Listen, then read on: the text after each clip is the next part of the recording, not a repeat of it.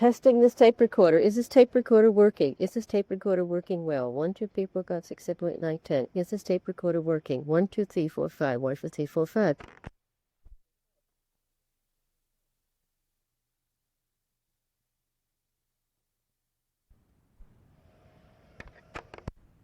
That what all? Some of this that say one word. Okay, This just step in touch. Embarrassed. I met Jeffrey Elliott. There. Okay, I knew that. I had heard that already. The cross-country wires were burning after your visit.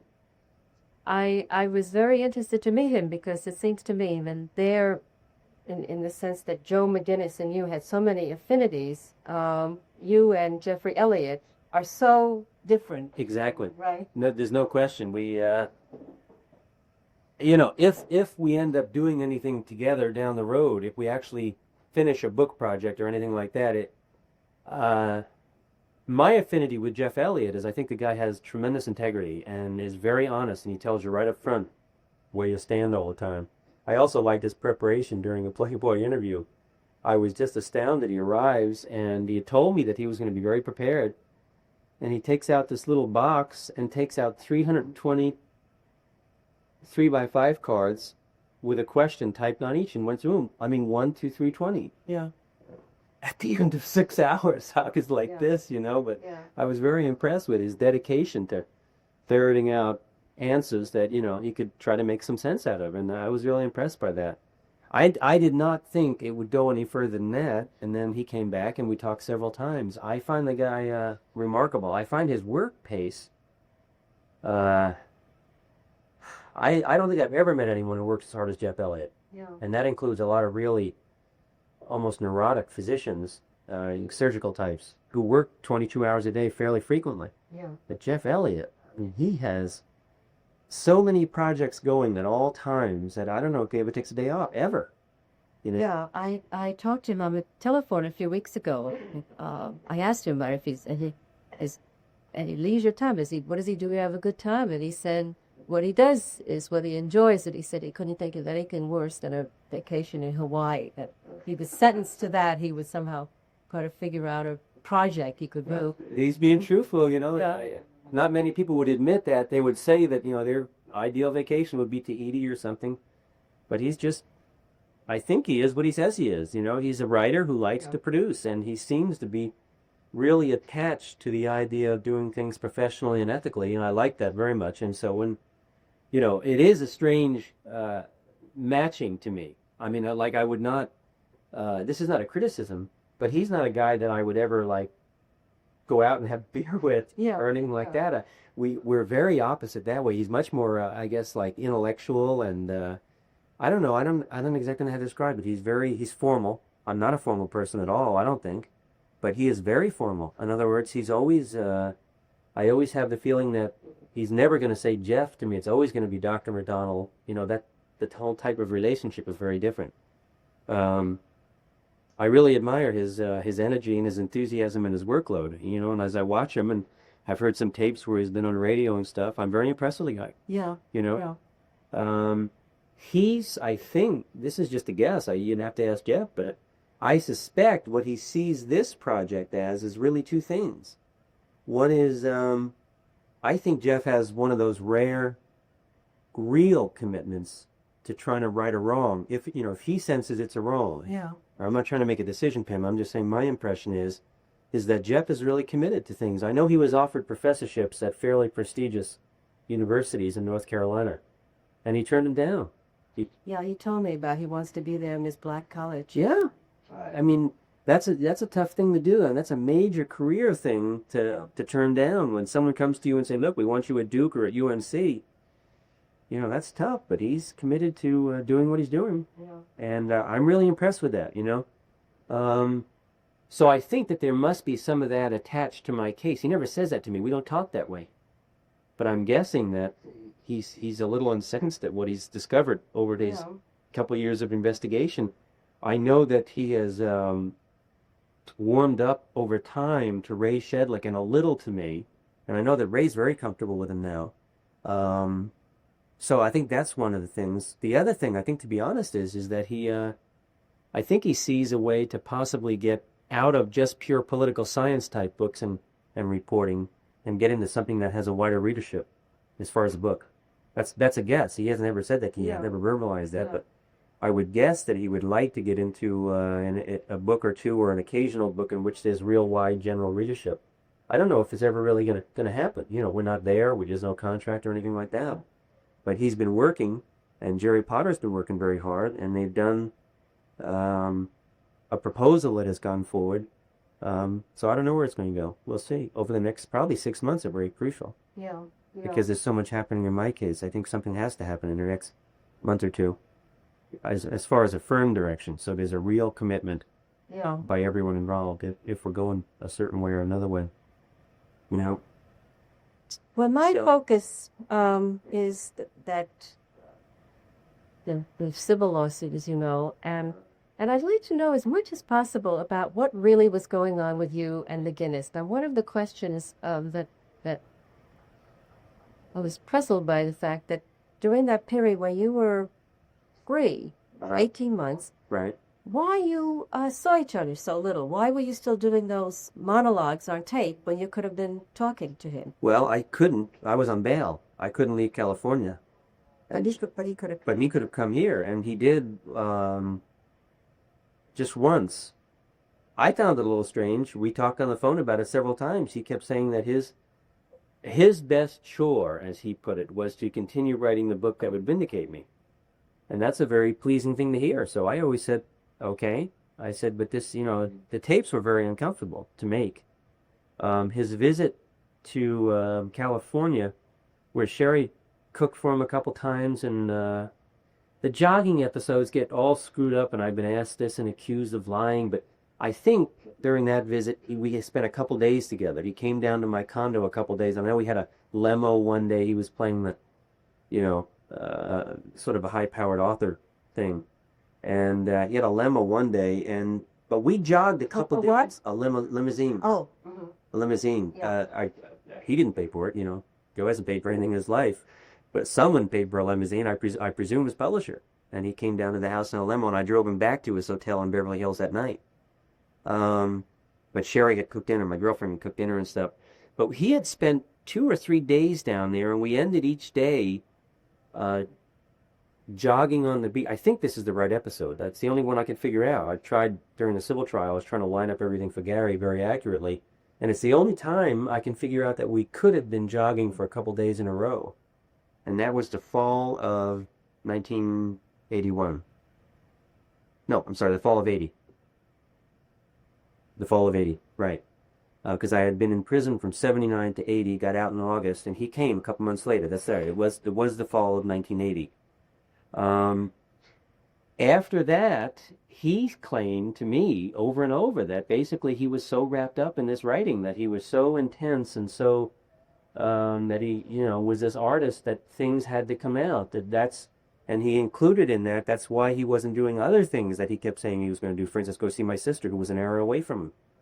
And there's several letters that document that, but that isn't the large majority of the transmission of feelings and data between Joe and I. We were talking on the phone fairly frequently when I was home. Yeah. Okay? And I could not leave California. I left California once during that 18 months, and that was with special permission from Judge Dupree, because I was a medical director for a race at Las Vegas, which is an hour away by plane. And he said, okay, for the 4 days that I had to be there, I could be in Las Vegas. And I had to check in and all this nonsense. But I couldn't routinely travel, so I couldn't jump in a plane and go see Joe. But I thought that the reason you started making those tapes was it was a practical measure because he couldn't bring a tape recorder into the prison.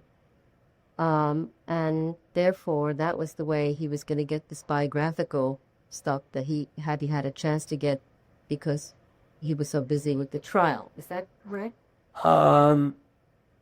It had nothing to do with the trial. The tapes started. You met. The trial began. Right. You were very busy with that. Right. And trial was over now. I'm now at Terminal Island. Right. I mean, he told me that that this taping began because he hadn't expected you to be in prison, and he had sort of thought that would be the time when he would learn all this stuff about you. But because he couldn't bring the tape recorder in, this was the way he decided to do it. Now, that raises another question. Why am I able to bring a tape recorder in, and why wasn't he able to bring one in? Right. He was told, at least he told me he was told, that he couldn't make tapes.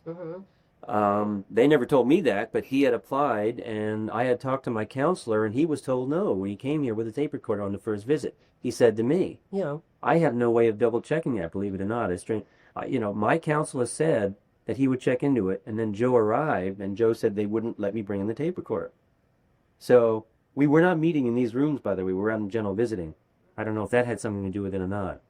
During his visit, which is now just 2 months post-trial, this is the fall of 79, not 80, when I was free. In prison, we were trying to figure out how are we going to transmit what now seemed to me much more voluminous data than I had ever conceived of. And so after his 4 or 5 days here, we talked to him, and we said, how are we going to keep... He said, well, the phone is not going to work because you don't get enough time on the phone. And he said, I certainly would have a terrible time reading your handwriting. He said, and I said, well, if it's a choice between writing it out and talking into a tape machine, let me try the tapes if I can get a hold of it. Now, it took me 2 months to work a mechanism out where I got a tape recorder that I wasn't supposed to have and get tapes available, which I wasn't supposed to have. And I made them at night in my cell with the guard walking back and forth, and I had to stop between tapings. Every few minutes, if the guard was walking up and down, I had to stop. Didn't they search the cell? Yeah, they shook down. I took it to work with him at my little job where I was a clerk, and I just carried my little tape recorder. So they never found her? Right. Because that's a very difficult way to communicate. It's horrendous. Monologue. I mean, when there's no feedback from the other person, right? When there's nothing going on from the other side. It's 10 times worse than I can explain to you. I know, I understand it. You get into something emotionally, and it's like analysis without an analyst. Exactly. That is exactly correct. It is a very strange thing. For instance, the response is funny because you've read the letters, right? Do you remember the letter in which he's asking me about Colette and to make tapes about personal, and it's the letters all crossed out? No. Okay, that is because I was sitting at my desk at home. That was when I was, I don't know, I had to look at the date. I don't know if it was prison or home. But when I got the letter, I was so angry about having to sit down and do that every time I answered one of his questions, I'm sitting there with my pen and I'm crossing it out like this. Unfortunately, I saved the letter, but that's what those crossouts are. Yeah, okay? As I'm making this, I'm thinking, there, you son of a bitch. If you want to, okay, you're pleading for it, and I'm going to open up, and with your assurances that this is between you and me, he kept saying background, this is background. I talked to him on the phone several times, and I said, Joe, this is crazy. Why are we discussing intimate scenes between me and a woman? That doesn't make any sense. What does that have to do with a story about this case? And he says, nothing. He says, what it does is it teaches me. I'm the artist. I have to know everything. I want to know what your sweat smells like. I want to know how you and Colette made love. He said, then I can pick and choose from that. And me, as the artist, have this all in the background, and I can write the true story of Jeff MacDonald, decent man in prison. And that made sense to me, quite honestly. I mean, I think I understood what he was saying. I don't know if he meant it or didn't mean it when he was saying it. He certainly didn't mean it later. When the book came out, obviously, he had misled me. But at the time, I'm being as honest as I can, I thought I understood what he was saying. That makes sense to me. Because now you know that tapes are foreground, right? I mean, that you and I are talking here, what to say. Right. I will use some of it. I do understand that. Yeah. But that was not what those tapes were. Yeah. I mean, that was very clear. He said it to me in 2 letters and in innumerable phone calls. I mean, I called him a couple times after tough tapes, and I said, Joe, look, this is really a brutal thing to do. He says, Jeff, you've got to relax about this. He said, you have to trust me. He said, we've been in this 6 months, and then we've been in this 9 months, and then we've been in this a year. And look, you're now home. Just finished it. And he said, finish the goddamn tapes. Get me the tapes. And so I throw up my hands. It was exactly the same thing that happened when he told me to sign the second release. And here's Jeff, sitting in Huntington Harbor, This is now the winter of 81. And since 79, for 2 years and 4 or 5 months at that point, here's my best friend talking to me on the phone, and I'm saying, oh yeah, I got that letter, weeks ago from Sterling Lord. And I rummaged through my desk and pulled it out, and I'm talking to Joe on the phone. And I'm saying, why am I signing this? This is crazy. Didn't I sign something way back? And this is exactly what I'm saying to him. Didn't I sign something way back? And he says, Jeff, he said, this is really, he says, you got to trust me. He says, we are deep into this project. I said, what is this for?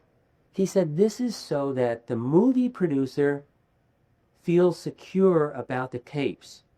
And so that when someone questions a conclusion that I have put in the book, and someone comes to me and says, Joe, where did you get this idea? Then, if necessary, I can drag out the tapes and say, you got to listen to these and see all the background. So I said, well, I got to send this to Bernie. And then he blew up. He said, he didn't like Bernie, he didn't like Sarah, who's now Bernie's wife. And he was very open to me about that. We joked about it. It's innumerable tapes and letters, okay? But I said, look, he's my attorney, and the guy has a good mind, and I'm going to say... He said, Jeff, it's going to screw everything up. It's going to take 3 or 4 weeks, and in your heart, in the end, Bernie's going to let you sign it, which is true. I mean, in my heart, I knew that if I'd send it to Bernie, he'd change a line or two, he'd add a line here, which didn't seem meaningful to me, quite honestly, and because we were going on trust. I was working in this on trust. I said that to Joe over and over. I said, I'm depending on your integrity to pick and choose and use your editorial judgment. And he kept saying, and he said in his letters, and that's why these tapes are for my eyes and ears only. The gullible Irish heart and all that malarkey he was giving there. I'd read the letter and say, okay. I then proceeded to take each of these tapes, put them back in these plastic containers, and I'd wrap paper around them and a rubber band, and there'd be a note in it. That'd be a note to Joe. Dear Joe, please ensure this particular tape is for your eyes only. This is very private stuff. Yeah. And I talked to him later about it. He says, no problem, no problem. Now, not only he gets on the stand and says that there was never any identification on the tapes, but his wife gets on the stand and says, well, she normally doesn't open his mail, but she did happen to open a couple of tapes, and no, she never saw any notes. Yeah. I mean, come on. Yeah. So, but the truth is, back then, we were working based on trust. This recollection that has now been fostered and testified to under oath by Joe, that we had discussions pre-arrival in Raleigh, North Carolina, about such things as releases and, what was the other thing? Releases and my willingness to give him total access. We never discussed any of that. We had conversations that were so casual. Like I said to him, well, would you be interested in this for a project? And he'd say, geez, it's really kind of an exciting thing. He said, I hadn't thought of something like this. He said, trials and homicides, that's not my bag. He said, but let me talk to Sterling. And a couple days later, I get a phone call. Sterling's really interested. A couple days later, I get a phone call, and he'd say, the interest in New York is phenomenal. He said, it's amazing. He said, I'm really excited by this. So that's when Bernie started talking to Sterling Lord. Yeah. We never had discussion. We never talked about releases. I mean, I don't know what point I'm trying to make now, but it's very different after the fact with a retrospectoscope. Well, my question was, why, when you didn't have to make those takes, did you continue did he want you to continue making them rather than speaking on the phone? Well, we did speak on the phone. Yeah. We did speak on the phone. As a matter of fact, we even tried to find our phone records to prove it, and we have some of the phone records, not all of them. So he could have tape recorded the phone, for instance, and it would have been he would ask you something, and it's this monologue form, which is such a, as you know, an upsetting. Right. Well, I'm sure, if you want my view now, that it's different than it was then. Is that what you're asking? My view now is obviously Joe felt the tapes were doing exactly what he wanted. He could pick and choose from those tapes, and pretty clearly I wasn't comfortable. Pretty clearly it's difficult to make, and Joe was getting material that he could pick and choose from and weave this view of me as a horrendous human being. He's very comfortable after 2 years of it. Yeah. And so rather than confronting me on the phone, hearing my inflection and talking to a normal human being and having to respond like a normal human being, the procedure became just continue the tapes. Yeah. You know, now there was difficulty about continuing the tapes, and you can see the numbers fall off radically. I was not at all into making these tapes, especially when I was home trying to rebuild my life and, you know, seeing Sherry and trying to work at the hospital and stuff. I made a lot of those tapes at midnight. I would get home from what we call a PM shift. You know, at the time, I think it was 3 to 11, and or even a 12-hour shift at another hospital, 7 to 7 shifts. And then I'd have dinner, and I'd read my mail, and finally I'd look at Joe's latest 2 letters and say, okay, and I'd put on the machine and start making a tape. And there was a lot of anger about those tapes. I didn't like making the tapes, and there aren't a whole lot of tapes after I got home, but there were some tapes. And in answer to your question, I don't know why he kept asking me. I think I know. Excuse me, Joe would have to tell you why he wanted the tapes to keep coming, but I think that Joe felt at that point very comfortable with his fraud. And there was Joe clearly had me believing we were best friends. There was no question by his own testimony and by the movie producer Wigatow's testimony. By 1981, they were deep into this project, and Kassab was clearly on board. Now, Joe was telling me a whole different story. I was hearing that Wigatow, Joe told me on the phone, I'd love you to ask him this, Joe told me on the phone over a period of weeks not to mention to anyone this whole business of Wigatow buying Kassab's rights. And I kept saying, this is so crazy, Joe, what are we doing? This, you know, what is all this background manipulation? He says, look, you got to learn how to protect yourself. He says, if we secretly buy up Kassab's rights to his own life story, you and I are protected from a lawsuit down the road. So I said, okay. I said, but, you know, he's a human being. He's a grieving stepfather. And Joe said, oh, come on, man. The guy's after your skin. I talked to my girlfriend at the time about it. And she said, are you sure that you guys are buying up Kassab's and McGinnis isn't buying up yours? And I looked at her and I said, that's crazy. How could that be? We're best friends, and, we're bosom buddies, and we run on the beach and we drink beer. And he said that the tapes are all for his ears only. And she said, boy, that the whole thing sounds a little screwy, and never trust a writer. I mean, basically, you know. So I said, well, I trust Joe. And I continued to make them. So now, in answer to your question, Joe knew what he was getting. He had a way of manipulating me into data that he could then further manipulate in the book. And, you know, he didn't have to confront the human being and his feelings and, normal, decent things. He could just pick and choose and create this monster in a book. It's much tougher to do that confronting a person. Sure. But also just the quality of thought in... Oh, it's terrible. Yeah. Yeah. And so that this guy stole, who said he read this and this was that this was an obviously disturbed person. I think you took anybody's monologues. It's so. I mean, I've read transcripts of analytic sessions, and I was reminded of them. This kind of free associate, this sort of from one thing to another. The whole two things are important in what you just said to me. Okay, and that is, number one, on the stand, Stone admitted finally that Joe never told him those tapes were made mostly in prison with a guard walking by, and I wasn't supposed to be making them. Yeah. And some of his comments were based on the monotone style and no empathy. He kept saying over and over, and no emotion being, and that I was faking the empathy when it sounded like it was empathy. How he got to that, I don't know. But the point was, he didn't even know the tapes were being made under extraordinarily unusual, indeed bizarre situation. I was smuggling these out in my underwear, and I'd give them to my mother, and my mother would laugh, and she'd say, this is the weirdest thing, and she would take it from me already wrapped in a rubber band with stuff on it saying private, and I'd say, don't ever get curious and listen to those tapes. Those are very personal. And she says, I understand. I mean, my mom's a real good person. She said, I understand. I would never intrude. And I said, I know, but I feel better saying it. And she'd take them, and she'd buy mailing envelopes, and she'd put them in a mailing envelope and mail them to Joe McGinnis. So... it's when you're now thinking about it, it's very strange, the whole thing. Oh, absolutely. Absolutely. But you have to... Some of these things really... at the time, I'm not trying to defend myself, or maybe I am subconsciously, but at the time, it didn't seem bizarre. I was in prison. I couldn't talk to him. When I got home, it seemed strange. I said to him several times, Joe, why don't we just talk? Oh, I can't come out there, and the phone's not a good mechanism for this, and let me give you the topics, and, try to make another tape. And then 2 or 3 weeks would go by and no tape, and he'd be back on the horn, and he'd say, look, I need that stuff. I'm in that area, right now. So I'd make one.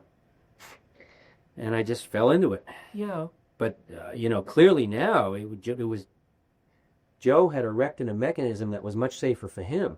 I mean, if he's going to do this awful thing to me, pretty consciously and clearly that he was doing by then, by 81, I guess it's almost a normal response to distance your prey, as much as possible.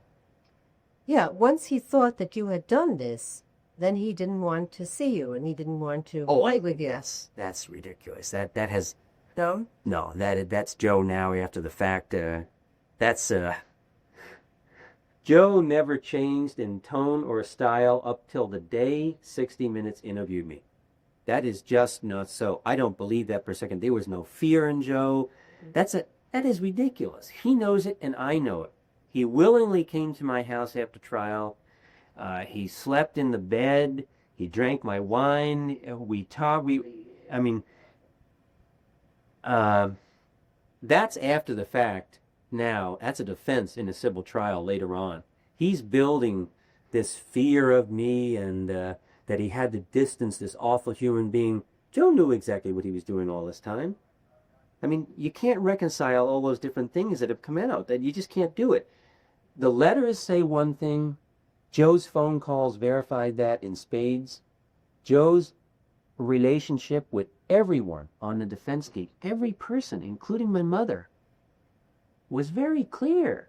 There were no warning signs at all. Joe has now tried to raise this huge issue of his integrity by saying that he gave this warning sign to Bernie Siegel and his future wife to be Sarah. And, well, talk to Bernie when you get there. I can't answer for Bernie. But that, to me, Bernie had a little sense of, this wasn't like a red flag, and Bernie never said to me, stop working with Joe, don't have him at your house. He says, let's get a contract lawyer and really go over this, let's try to break. There was never anything like that. At the time when it happened, it was an uneasiness in Bernie. When I called Joe and confronted him directly and said, look, what is this crap that I'm hearing from Bernie Siegel? Like, you don't really give clear answers to him. He said, you knowed her, Boyer. He said, for God's sake, Sarah was sitting there. Joe was furious that he had specifically called Bernie twice, he said to me. He wanted a meeting alone, not with Sarah. He wanted to totally, let it all hang out. He and Bernie wanted to go toe-to-toe. Bernie showed up with Sarah. I knew that was going to happen. I told Joe, I said, he'll never arrive without Sarah. Now, I'm not criticizing Bernie. In a sense, I was critical at that day on the phone. I said, yeah, I wished he hadn't brought it because you had asked him not to. And Joe was the author, and he had specifically requested. So that's when they fought over the check, and he would pay the check and all this malarkey that they get into all the time. And so I called Bernie when Joe, when Joe talked to me afterwards about it. No, I'm sorry. Bernie talked to me. I called Joe. And I said, Joe, what is this crap? Bernie's very uncomfortable about that meeting. He said, well, he should be. He wouldn't pick up the check. He was late, and he brought Sarah. And I said, I'm not talking about stuff like that. I'm talking about your response. He said, hey, I'm not laying my thing out for a nervous lawyer. He said, you know me. You know what we're doing. You know where we are. You know where this project's going. He says, this guy just needs his ego massaged all the time. He said, I won't do that. He said, that's why he's upset. Yeah. I'm trying to work. I'm trying to live. I'm trying to put my life back together. I'm sitting in Long Beach, and I say, all right, okay.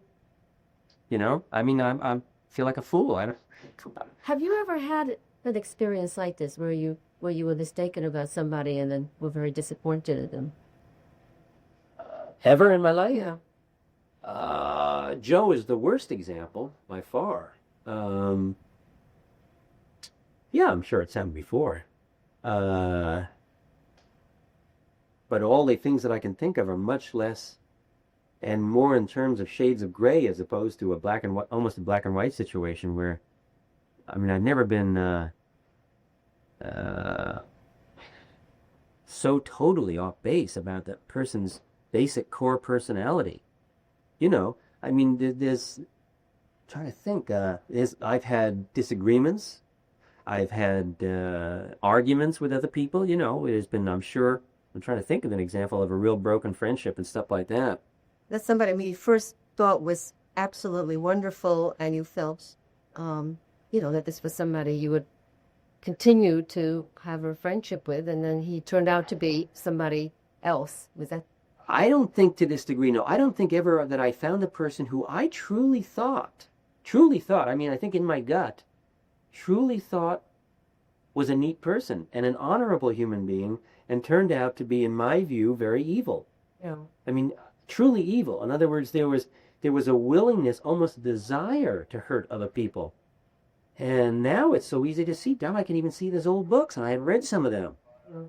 You know, I was uncomfortable after reading Heroes, but gee, now when I look at Heroes, I think, holy good night, there should have been red flags up the yardarm quick. Yeah. You know, but, I guess I look at it as, I'm not going to, well, if you want to know my rationale for why I eventually worked with Joe, I'll go into it, but that isn't an answer to your question. The answer to your question is, I don't think so. I don't think ever like this. Never to this kind of degree. I mean, I've had people I've been disappointed in before, and I'm sure people have been disappointed in me. But I don't think I've ever known someone where the core of that person was absolutely the opposite of what I thought. I thought Joe was a cynical, funny person who secretly was a real Democrat who understood pain and suffering, and he covered up his uncomfortableness about being understanding by being cynical. That was my view of Joe McGinnis. It turns out to be unbelievably off base.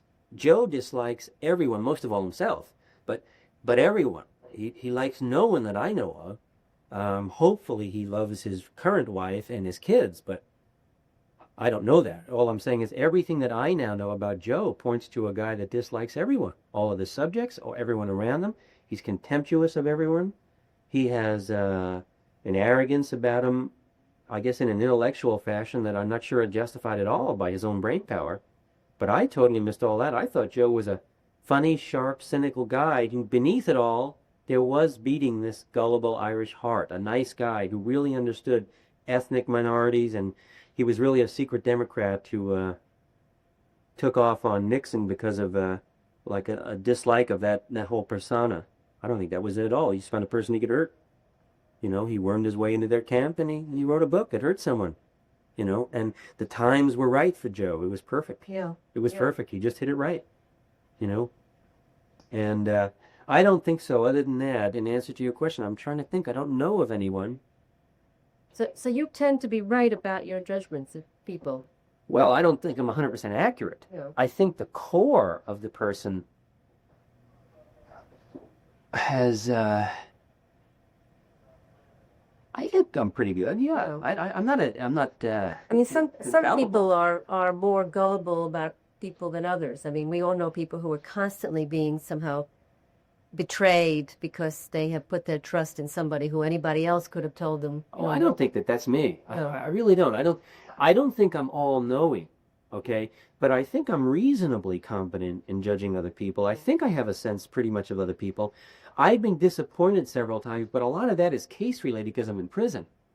Do you know what I'm saying? If something goes wrong with a hearing, it's very normal to blow up at the end of the hearing and say, geez, how come we didn't win that hearing? It was pretty clear we should have won the hearing. But that's very different than the core person and a like or dislike of that person based on their attributes as a human being.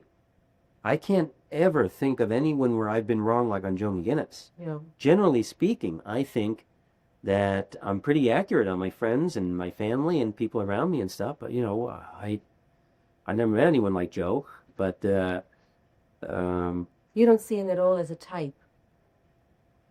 Oh, I think if he's a type, he's the epitome of the type.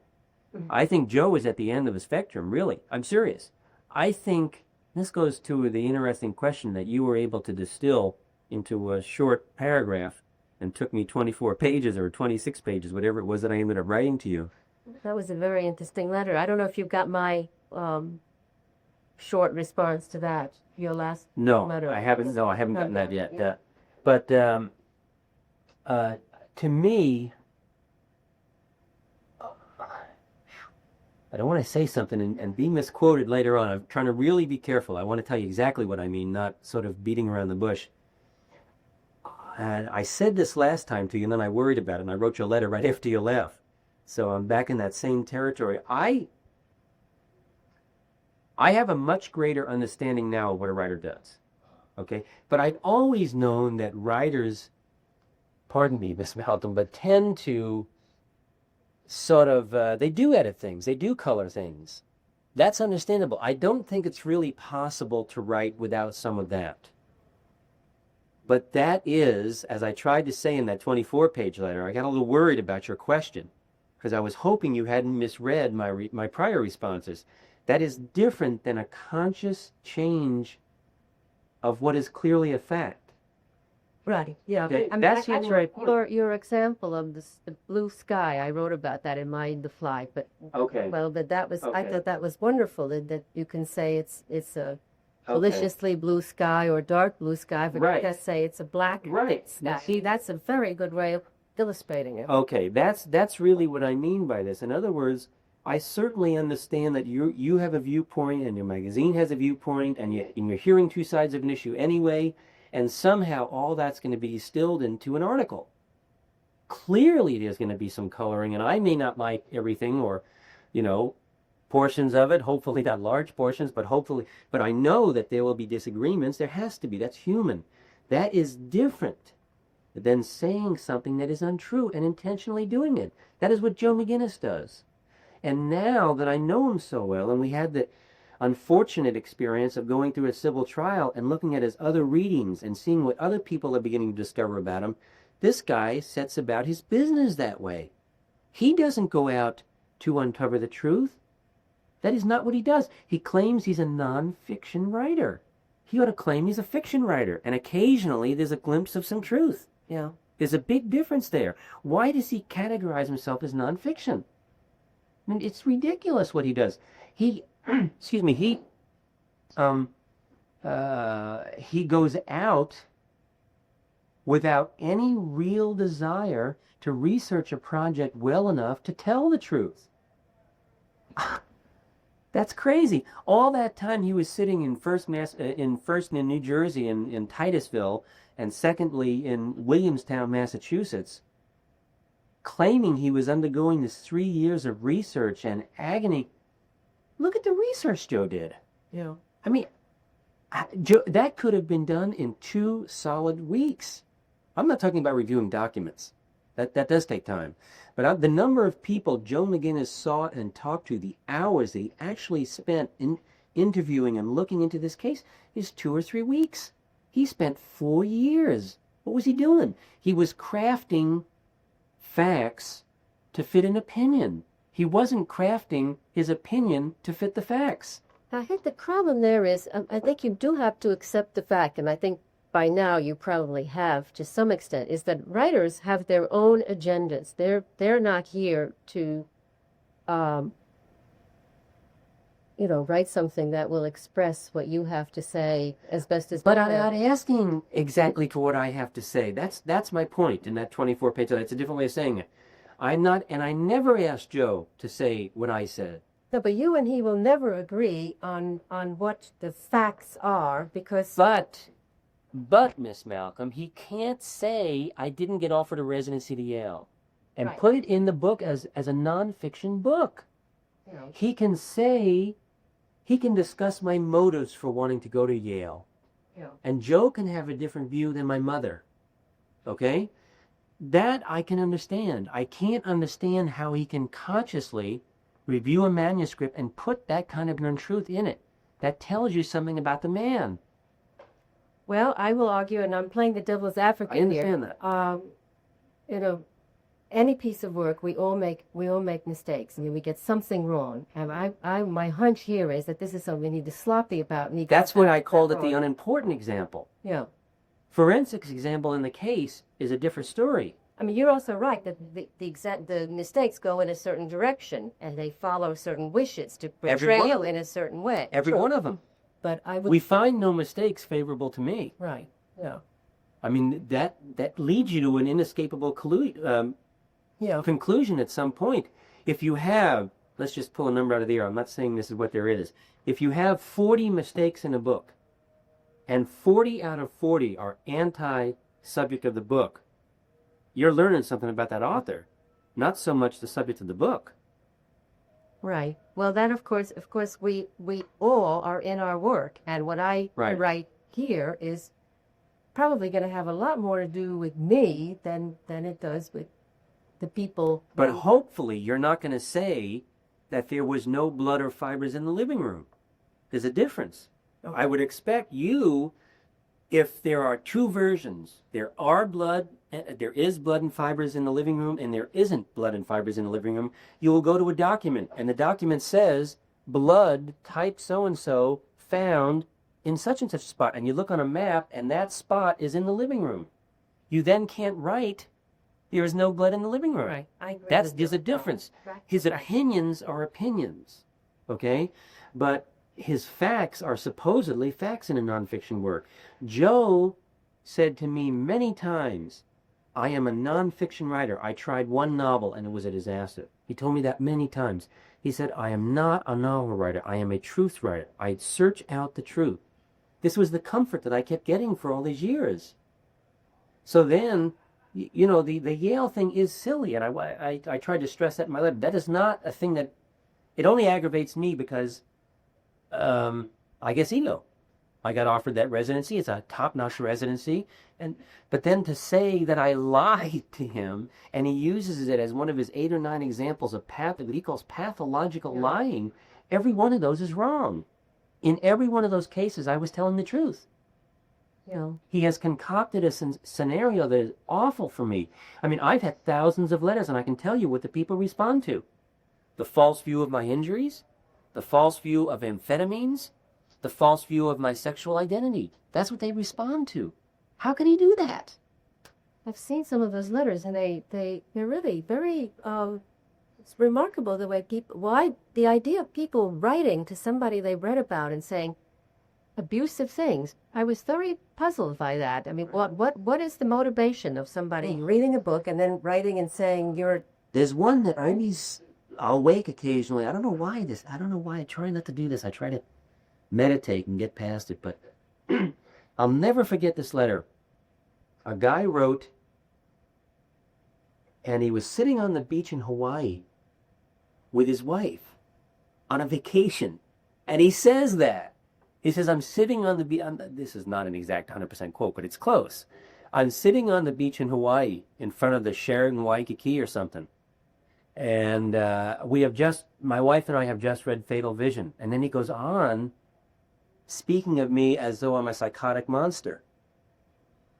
And it's such you read that thing, and it is such I don't know how to describe it to you. It's an unbelievably tormenting thing. First of all, it's not true. Second of all, I know it's not true. But third of all, this guy who claims he's normal is sitting on a beach with his wife, supposedly having a vacation, writing a vicious, hateful letter to someone in prison. And also to somebody who, as far as he's concerned, is really a character in a book. Right, exactly. In other words, yeah, you're right. But just because somebody has said this is true, therefore and that you have an address, then he can write to you. You know, an offshoot of that is funny, because the converse is true also. Over time, for some reason, and I have no idea why this is true, I can't explain this. I thought about it, but I don't understand it. When Fatal Vision first came out, I got a ton of letters. I don't know the numbers, but a lot of letters. And there was a fairly high percentage of bad or negative letters towards me. Over time, I don't understand why that percentage has dramatically altered. So now it's like 100 to 1 or more that are decent, positive letters saying, I've read the book, it really is disturbing. I hope you're not the man McGinnis is portraying. And I can't figure out, why did the people who went into the bookstore in 83 get such a negative view, and the people going into the bookstore in 86 and 87 are writing me much more positive letters? I don't know. I don't know what that is. I don't know if it's a factor of a lot of reviews, all of which just parroted McGinnis. I mean, some of them were incredible. One of them said that he lived with Nika 7 years. A reviewer said after living with MacDonald for 7 years, I read the review. I said, "Holy good night! Did you read the book?" You know. But I don't know if it's a factor of a lot of news at the time when the book first came out, and talk shows and reviewers, and subconsciously, a lot of the people who were negative glommed onto that and wrote off these nasty letters. But I get almost no negative letters now. I get positive letters from Joe's book, and they're saying this guy's a little weird. And these aren't people who have written to me before. You know what I mean? It's weird, and I think it's great, of course. But I'm sorry that Joe McGinnis is still making an income based on the book. But Are these again people who just have read the book? Yes, just read the book. It isn't in relation to I got a lawsuit or anything? I got a letter last week, 2 days ago. What's today? Wednesday? Monday. A delightful letter. I mean, a really nice letter from a married woman with 2 kids. And she said I'm not sure she said she discussed it with her husband, but pretty clearly they had been discussing the case because she just read the book. And she said, "This is just awful. It's one of the worst things I've ever heard about. What an incredible tragedy. You obviously are not guilty." And I'm thinking, how can you read Fatal Vision in 83 and send me psychotic letters, and another person reads it in 87 and or 88 and sends a letter like that? That's really interesting, because I was just talking with Gary and Judy Weston, and we all agreed that nobody can read that book. And I know. Right? I know. And I'm always amazed. And I write back to these people, and I write hopefully a fairly neutral paragraph. I don't want to get in any inflammatory situation.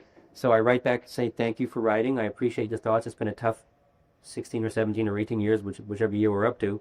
I said, and actually it's a lot worse than you know. And I basically said it to him. I said, if you really knew all the facts and 37 or 40 new witnesses, and, if you knew the real...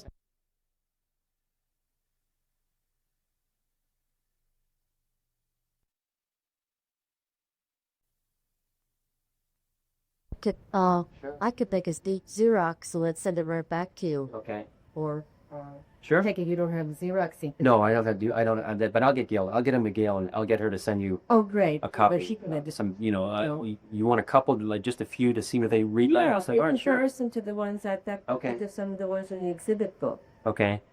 And I have this fond hope that people are starting to understand the injustice in the case, but that's probably a really Pollyanna view.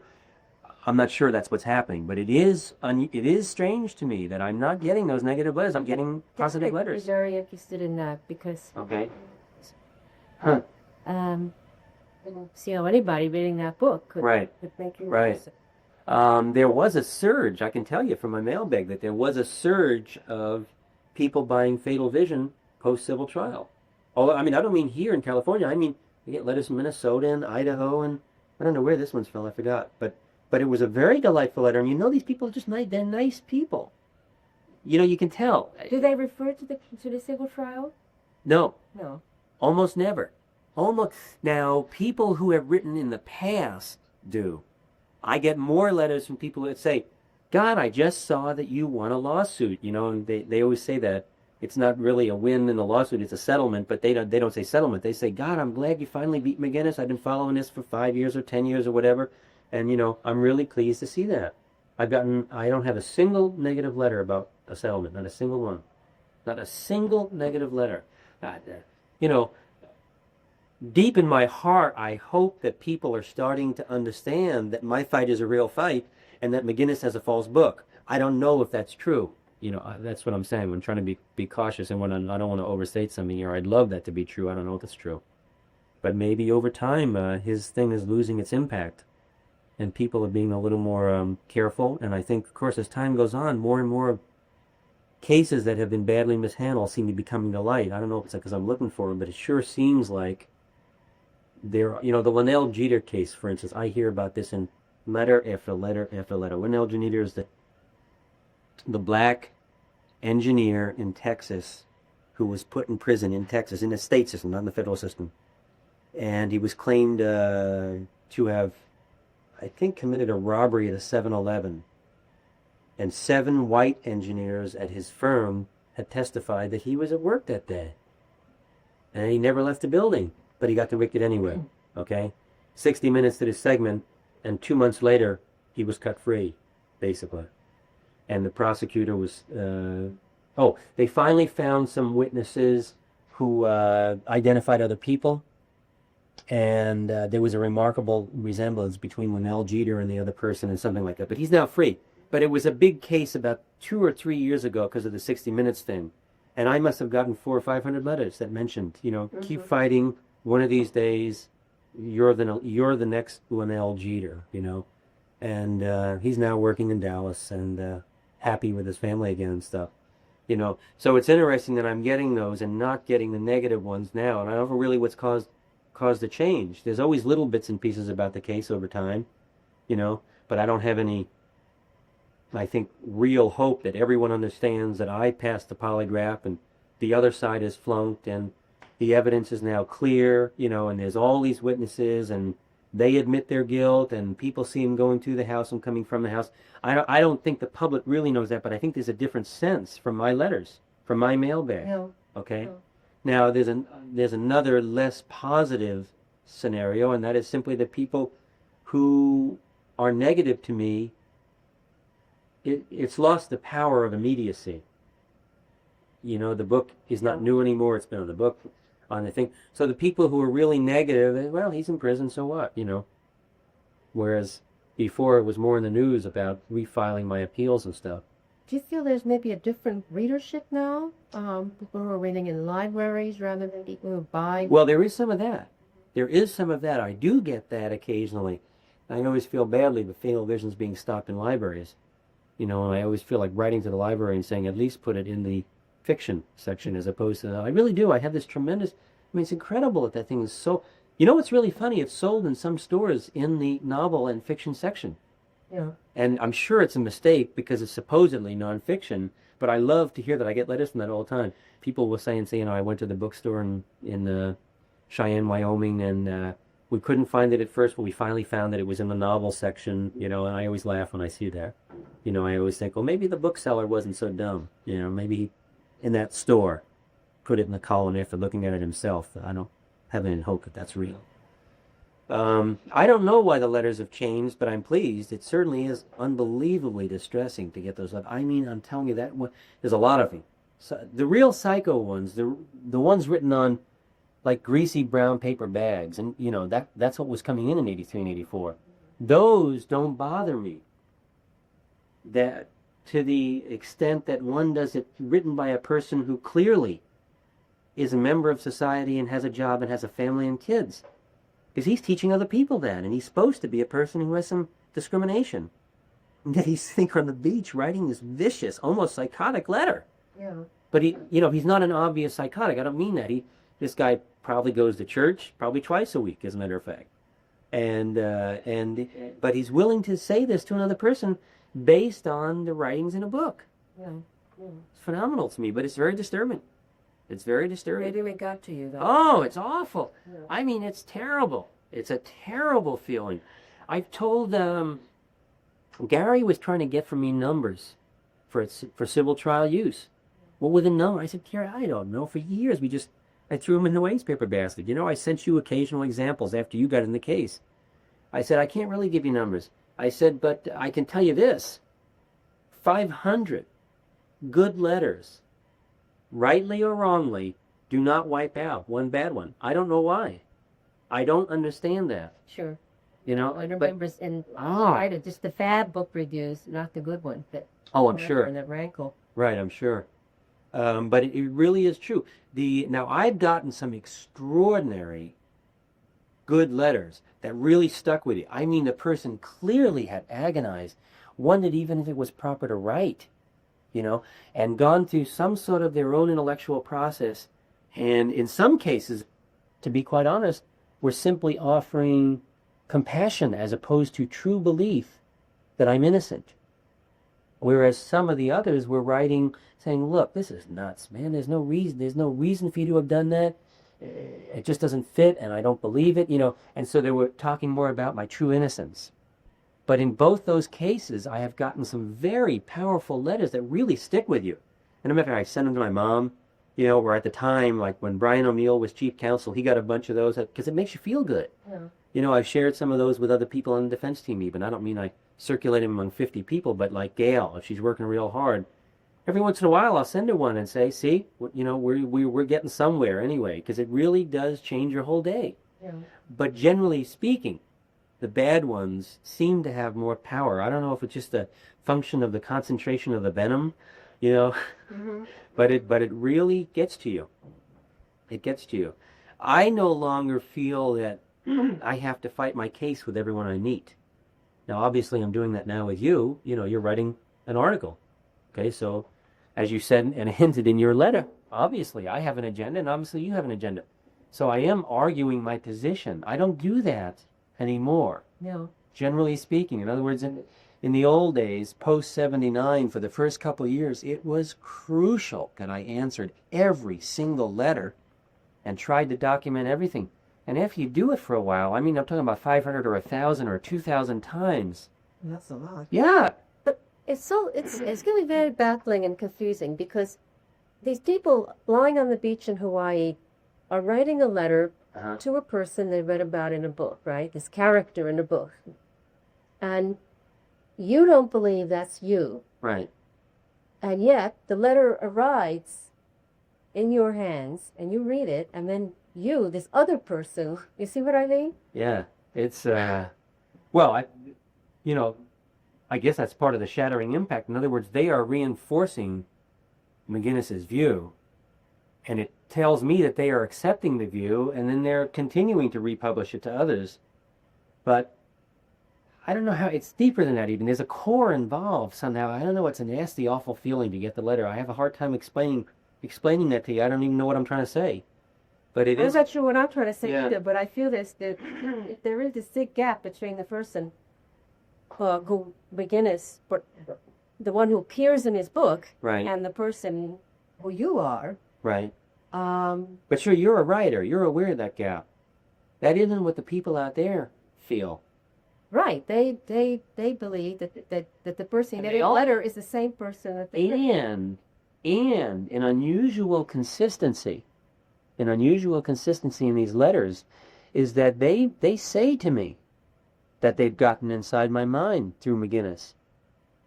You know, that's part of the, I don't know any other words, of evil. It's the evilness of his whole concocted scenario, because he has crafted it well enough that it appears very deep. It doesn't appear to be a superficial treatment.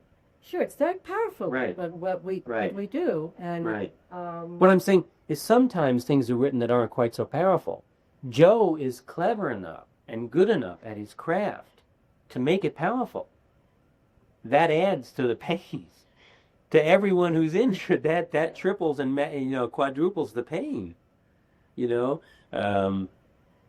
So in a way, you're also, we talked about this last time, this sort of paradoxical situation you are in relation to the proceeds from the books. That in fact, the better he writes, the more lurid the book is, the more money and the more false it is, right?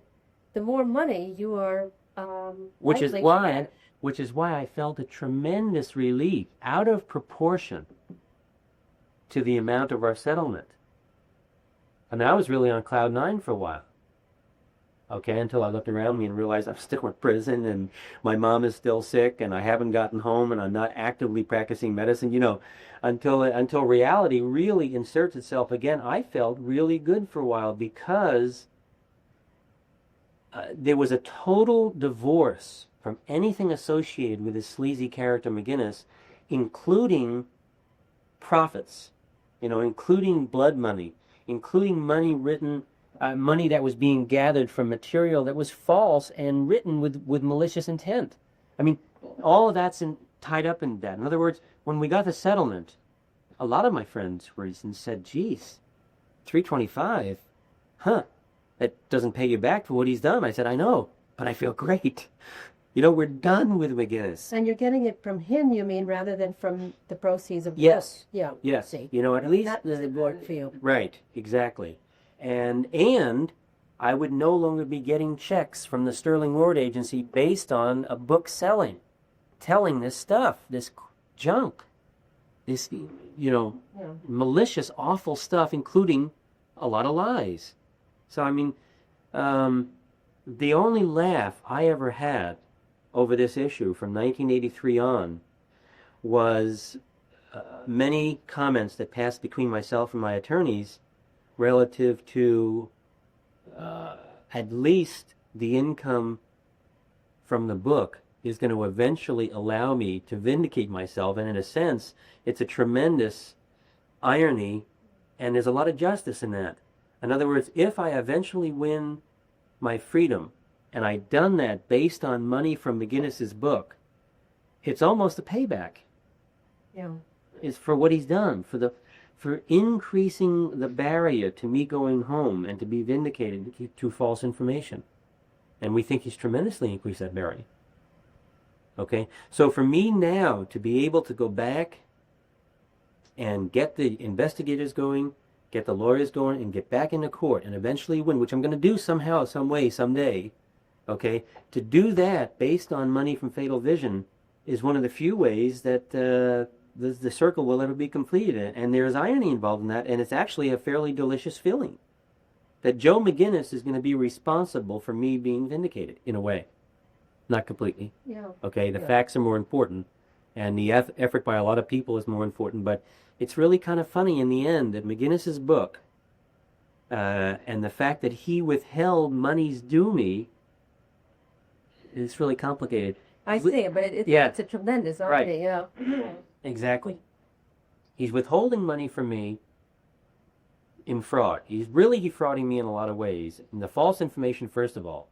But the second thing that, like McGinnis, like Wamba never talks about at Penn meetings, is the fact that he was also defrauding me for money. Okay? Which Wamba understands, and certainly Buckley understands. But no one discusses that. Okay? So now there's a settlement that will allow me to go back to court. I'm no longer taking this nasty money from McGinnis that he is like unethically and he's defrauding me by withholding portions of that money. So I'm done with all that, all the thinking about it, all the worry about it, all the nastiness attached to me getting money from a book that says those things about me, and I'm going to have a chance to go back to court. You know? So there's, you know, there's small victories along the way, but over the years since 83, 84, when I finally got Gary on the civil thing, the only times we left was, you know, little things like that. Like, at least I'm able to pay your fee. You're getting money from the Guinness. Yeah. You know? There's so many circles here. Right. I just remember something that Jeffrey Elliott and Roy Shedlake were talking about, and that was the Dick Cavett Show, which they both saw as a kind of crucial kind of turning point in things going badly for you. They thought that that was a tactical error on your part. I think in retrospect, it seems to have been, and I say that only because of what the other side is saying. The other side is saying that that was one of the burrs under the saddle, as it were, to really force the reinvestigation. That Kassab then, seeing you on that show. Oh, that's false. That is false. The segment you just moved into is different than what you started out saying, because that is absolutely false information. I see. That is not true.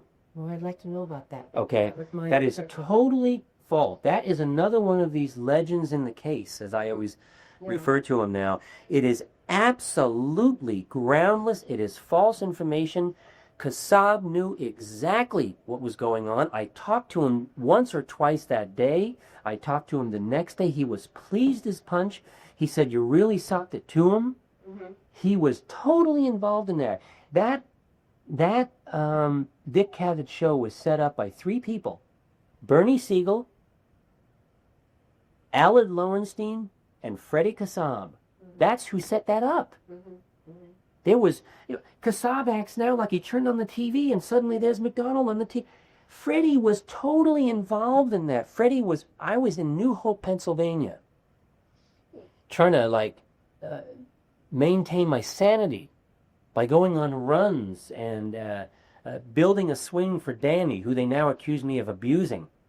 Okay? I mean, I was doing a very normal post-tragedy thing. I was trying to recover. Okay, I was with people who were nice people who liked me, who accepted me for me. I didn't have to answer questions to anyone, and I was trying to recover. Every day off from my New York job, I go out to New Hope and spend it with the Stearns. Okay, and Kassab and Lowenstein and Bernie as a combination, they all didn't have the same viewpoint, but Allard Lowenstein set it up with Kassab's full knowledge, not only acquiescence, but assistance. I then called Bernie Siegel. I hope he remembers this. I don't know if he does remember this. I never talked this, in all these years, I'd never once said this to Bernie, so he may have a total blank, and you may think, there's no corroboration for what Jeff said. But my memory is that I called Bernie, and Bernie was, I think, still in Philadelphia. I'm not sure. I think he was still in Philadelphia or on his way to the West Coast. And he said, look, I know you're down, and I know that you'd really rather go shoot baskets at the gym with Danny or something like that. He said, but this is really important. You can take your shots here. He said, you can get the word out that you are a normal human being and that you're a good doctor.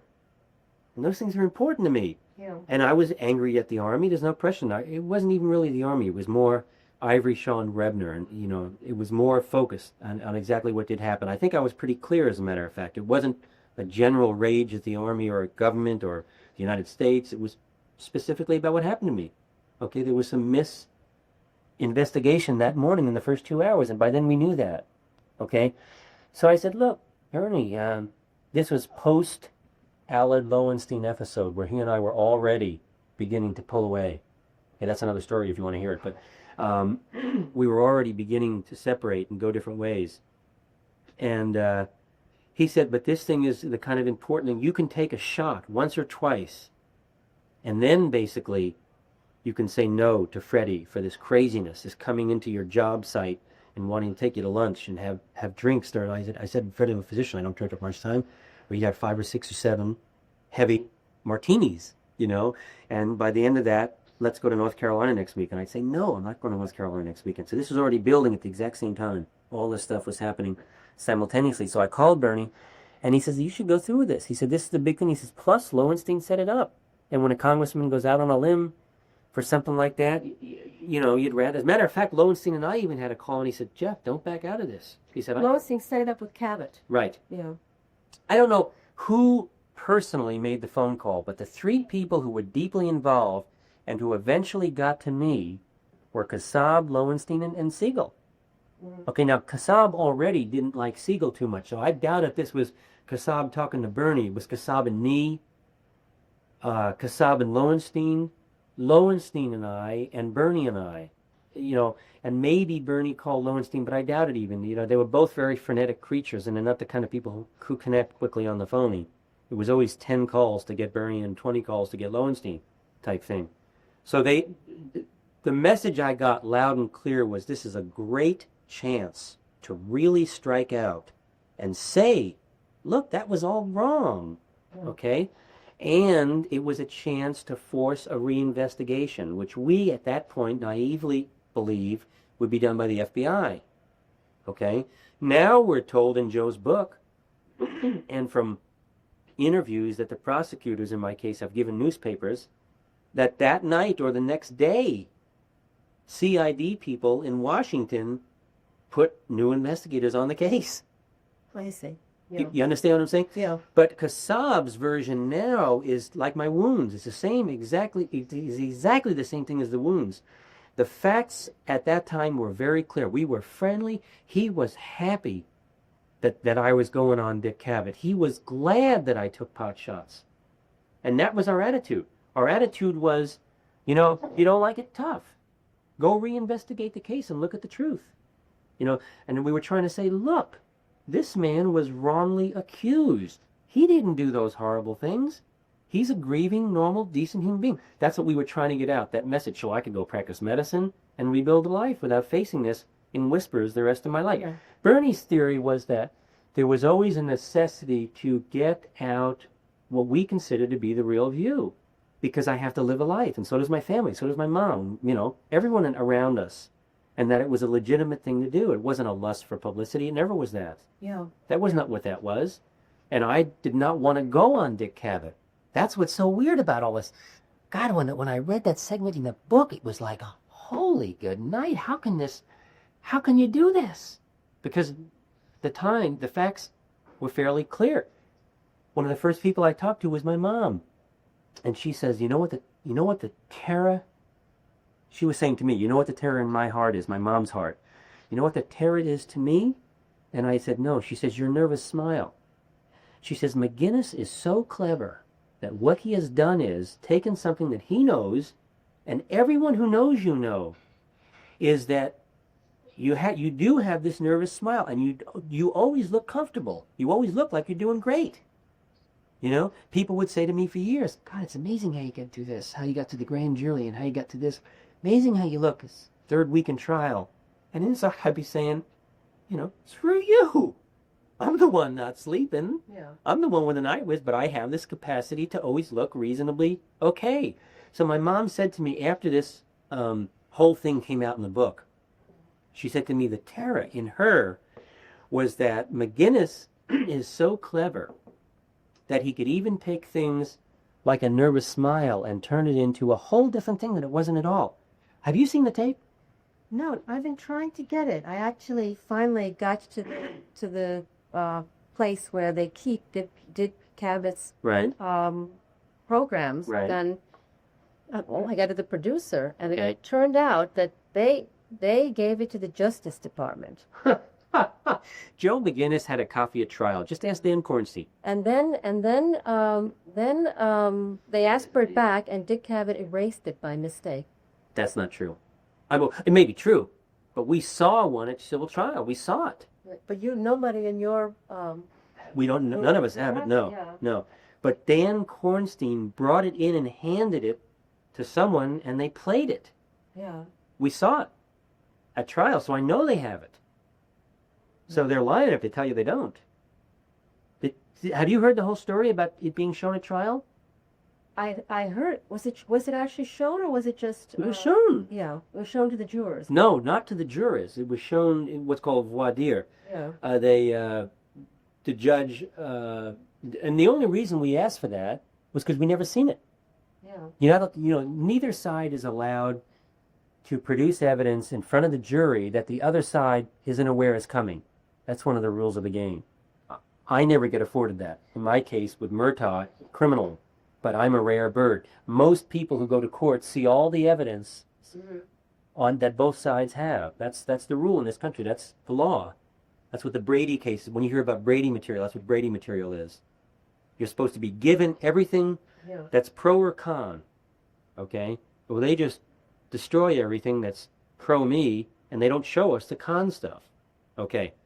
So we asked to see it voir dire, and the judge said, he was really angry. He said, have you shown this to Mr. Boswick? And they said, no.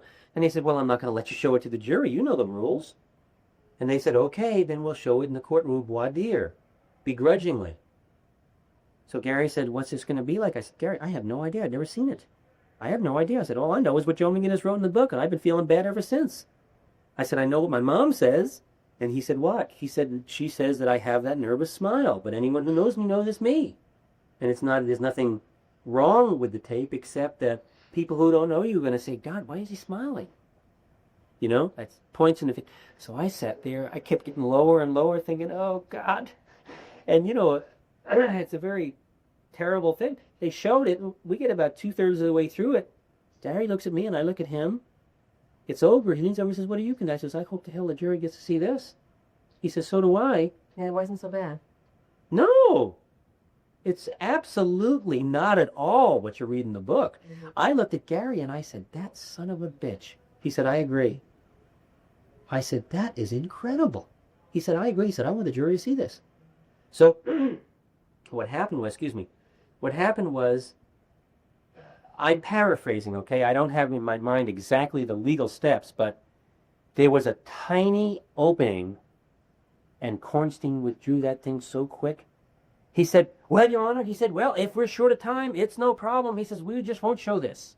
I mean, I think Cornstein had never seen it till that day. Gary and I started laughing. He said, this guy has never seen the tape. Cornstein had never looked at it. He sat there. When we sat there, we're all taking notes. We're all watching it. And as the split second it was over, Kornstein was up on his feet, and there was no need to really show this, and he withdrew it. So the jury never saw it. So was that different than Guinness's account of it? Absolutely. So We talked about it. We even had a post-mortem. I'm not sure Joanne was there. I think so. But Judy Weston, who's very pithy, she always goes right to the heart of things. Yeah. I really respect her brain. She, I know she was there. I'm not sure Joanne was there. And she says, Gary said, should we have forced the issue and gotten it in? And I said, well, there's pros and cons. I said the pro is that it's clearly not what's in the book. I mean, there's no question that the book version is very different from the tape. I mean, it's almost two different scenarios entirely, and yet it's about 25 minutes, by the way. I had no idea. I thought it was like a 13 or 14-minute thing, but it was really long. And in 2 or 3 spots, I did go like this because there was this kind of, in response to a question or a laugh, there was, I don't want to characterize it as gay repartee, but it was way too casual, and I had that little smile. Now, I know what I was feeling there, okay? But I think if you're really critical and you look at that, you think, gee, what did he smile in for? You know? So there is that element to it. But at our post-mortem, I think I'm correct in Judy saying, geez, I kind of wish the jury saw that. And Gary said, well, I think once the opening was there and Kornstein withdrew it, we'd look a little, we didn't want to get into that kind of a peeing contest at that time. Well, now we want it, and then the other side is saying, no, we object. So instead of doing that, we just let it go. We thought we had already made a reasonable point with Judge. He was smiling. I mean, there was no mistaking Judge Ray. As a matter of fact, I hope you read that day, because I'll bet you, if my mind's not playing tricks, I'll bet you when it is over. I think I'm right. I think Judge Ray looked up and he said to Kornstein, you want the jury to see that? I think he said it, but the tone was more important than the actual words. There was no mistaking his facial language. He was looking over at Kornstein with this big grin on his face like, are you sure that you want that in front of this jury? And when Kornstein withdrew it, Judge Ray smiled ear to ear, and he just said, fine, and then we moved on. During whose testimony was that episode? It was it wasn't involving anyone's testimony. It was at a break between witnesses, and it was the last thing they were going to do. They were going to put this on to devastate me. This was would be the latter part of the trial of when the defense witnesses were on, yeah? Yes. Yeah. Exactly. And it's very late in the trial. I don't remember when, but it was very late. We must have already been into the defense case, or just about. We must have been in the defense case somehow. Unfortunately, Cheryl Boutte did not complete the transcript. There are a few things still not done, and I've just spoken with her, and she said that she'll do it for 8 more weeks. She's into something else. 8 more weeks? Yeah, so she'll pass her get to me, because I want to get going now. That's a long time ago to hold you up like that. Yeah. I mean, thing was over in August. Yeah. Well, but she has all the cards. I mean, what they decide to do is I'm not sure that's right, but I guess there's no way, there's no real way to force her to do it. For instance, the day when Wambaugh and Buckling testified, one or the other of them, they have a partial transcript, but they don't have the whole day. Are you sure? That's what she said. The 22nd. There are just a few gaps. Okay. I mostly have the transcript, but there are a few gaps. Because I thought I read Wambaugh and Buckley, but there may be a gap that it wasn't. Something else was happening that day that they just didn't think was important. And these may be not important things. Right. I thought I had read Buckley's and Wambaugh's testimony, but they may have been still on the stand and a portion not transcribed. That may be true. We were getting them in strange batches. It was like 9 to 10:30 a.m. and then 10:30 to noon, and others were the whole day in one volume and stuff. So it's possible there is a segment missing. Well, obviously she's correct. I mean, she wouldn't be retyping it if she's already done it. Yeah. So she's probably correct, but that surprised me. Are there any other days? There's, in case she thinks they weren't done and I had them, I would get them to you. No, I think what I have is what everybody has. I asked her if there was anywhere else that could be seen. She said, no, that's it. Is there something, should they do it? No, it sounded like they were fired something. Oh, just someone running up and down the halls with keys. But that was funny when I finally tracked it down, and then they found that Dick Cavett had erased it, whatever that means. Huh. You know what? Now that you say that, that's funny. That I think Koitskin said that during trial. Like he came in with the tape. We saw the tape. You You know, they even had the break for the. It was the real tape. They had the break for the ads and everything. I read in one of the takes, I did a kind of spotty reading of them yesterday in Thostik's office. And that occasion came up, and you mentioned that Ali McGraw had also been on that that show. Right. There was someone else that was really nice to me personally. There were two people. Ali McGraw. Oh, show wasn't you? It was. Oh no! I was like third guest. I was the last guest. It's about like almost a fill-in basically. It was one of those situations where I kind of knew, and I might not even go on. If things, it was David Brenner. Excuse me, I don't mean to point. It was a comedian, David Brenner, I believe. Not David Brenner. Yeah, David Brenner. David Brenner and Ali McGraw, and they were both really nice. I mean, they were both said very nice things to me afterwards. When the show was over, we were standing around, they said, God, that's just the most incredible story I've ever heard. You know, I really hope you can rebuild your life. And said, it was really nice. Then Truman Capote came on the next day and said exactly the opposite. They had this awful thing the next day that apparently Dick Cavett's producer got. So I didn't see it, but other people saw it. And I got letters and phone calls from all over the country. My lawyers went crazy. And Dick Cavett called me and the show, and the producers apologized and wanted to know if we were going to sue. And the lawyers, I think, played a game for like a day. Well, we're really upset, you know, and I don't know how it was resolved. He went on the show the next day. What I'm telling you is Truman Capote was on the next day. And Cavett said something like, gee, we had the most remarkable thing happen last night or yesterday on the show. And Truman Capote said, oh, yes. He said, but of course you know he's guilty. And apparently Dick Cavett got defensive. He said, wait a second.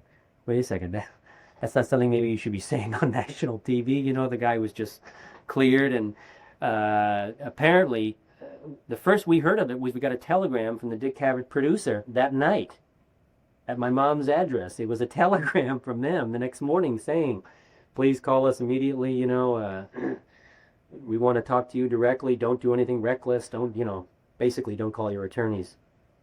So they called us. Excuse me. I think there's a mold or a dust in these vending systems, and when they turn them on sometimes we all start wheezing and get the little swollen eyes and stuff for a while, and they had it on last night. So I'm clearing again. Excuse me. To make a long story short, I think I had a local lawyer in my hometown, Patchogue, who was helping me on little stuff after the discharge from the Army, because Bernie was too far away and too busy all the time, basically. But, you know, he was a friend who was helping out. And between he and Bernie, they said, look, we shouldn't let this go by. At least you deserve an apology.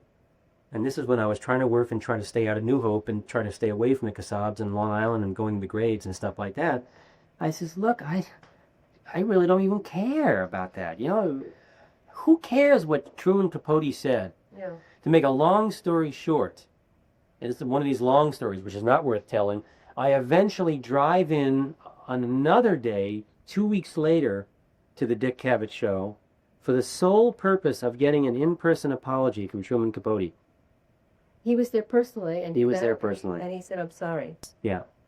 He pulls up in his limousine. He has two playmates more than bodyguards. These very Germanic-looking blondes with blonde eyebrows and everything. He was very drunk. It was really actually very gross. Phil Rogers, the attorney, was with me, and he said, you know, most marvelous story, engaging. I said, yeah, but you said on TV that I was guilty. I said, that's why we're here. He said, oh, a mere slip of the tongue, and his two people with him were laughing. I said, well, it's not exactly that. And, meet Mr. Phil Rogers. He's one of my attorneys. And he looked and wouldn't shake his hand, And he was drunk as all get out. And he said, oh, you can't be bothered by things like that. He said, surely there'll be a great book, and the story will be told, and you'll be fine. And he said, if I can ever be of help, he said, I, of course, wouldn't be interested in writing such a sordid story. But that's exactly how he was talking. And it was very repulsive. Quite honestly, Phil Rogers and I felt really weird when we left. Yeah, we were regular people, lay people to the industry.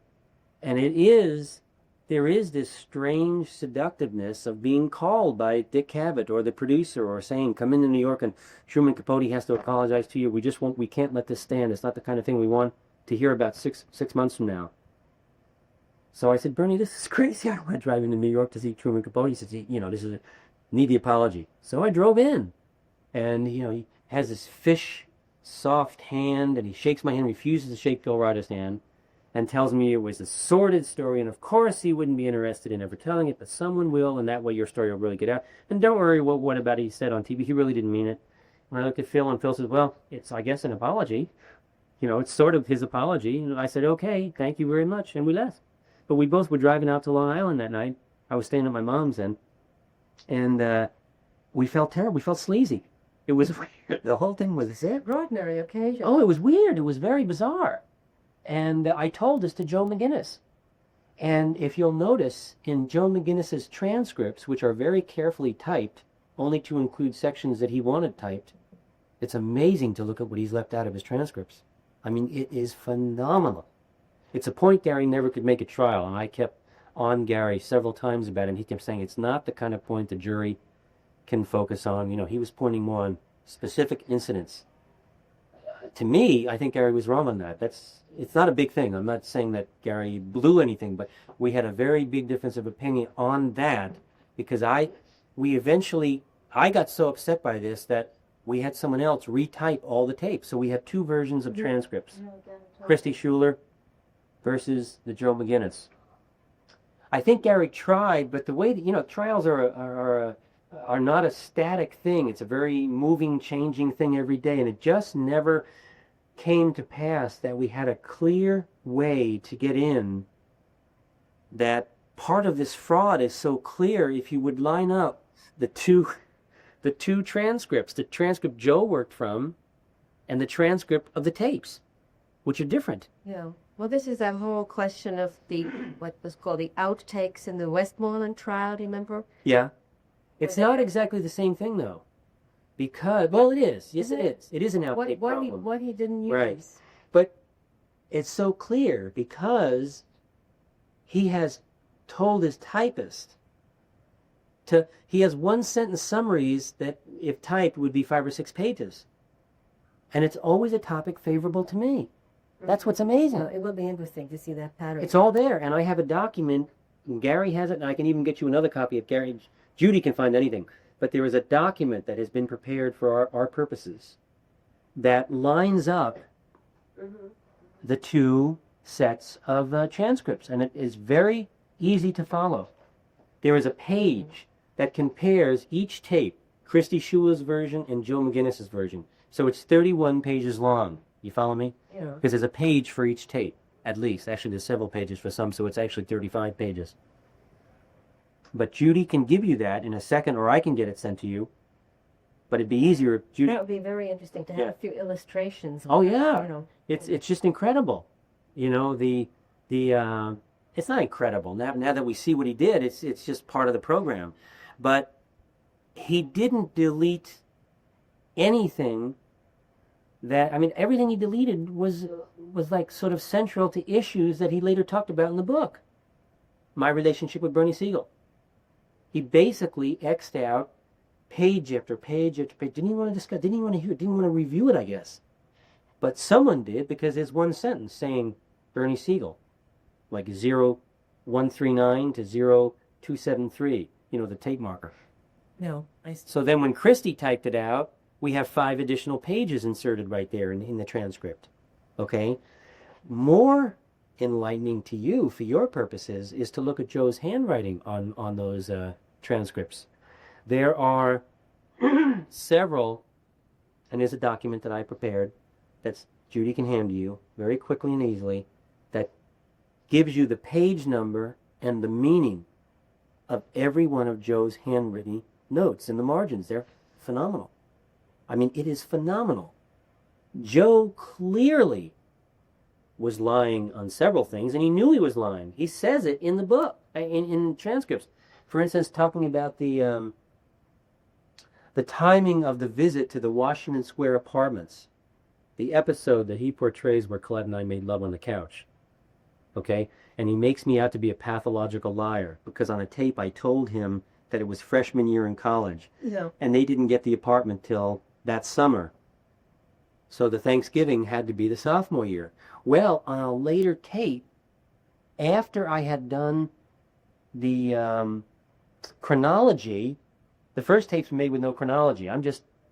My first couple tapes guards away. Actually, Gary did go through this with Okay. me yesterday, and I think this document you're talking about, he didn't want to show that to me because it was privileged, Oh. you know, so that... I so- see. But he was kind of, well, I guess he... Yes, I know, I understand. You see, if he breaks it, it's broken. That's the problem. This, Well, this was done in, I guess this was something you gave him. For him, Yeah, it was yeah, attorney work yeah. product. It's exactly correct. Yeah. Let me talk to him about that. If he has no problems in a week or two, I can get you a copy. I'll get it to you because I think it's real important. I think the point is really kind of a major point that just by looking at Joe's transcripts, you can pick stuff out where Joe knows he's lying. This isn't a matter of us doing better research than Joe and coming to a truer conclusion. This is where Joe is intentionally publishing a falsehood. Yeah. Okay? And that's important. That's very You know? damaging if that's document that, you know. yeah. One. Yeah, that would be good to have. Okay. I could borrow you. Oh, I have a pen. Could have brought a pen out for that and put it. Let me. Okay, so that one was